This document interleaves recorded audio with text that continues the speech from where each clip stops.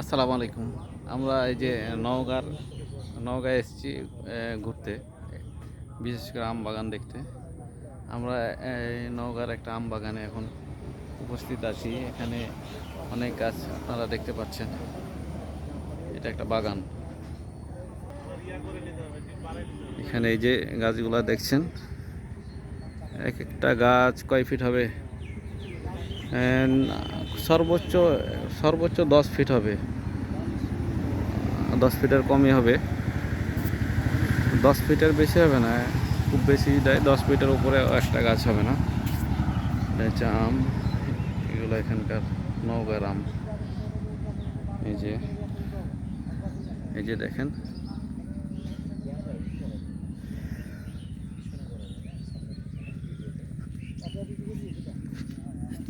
এখানে কতটি গাছ হবে ভাই?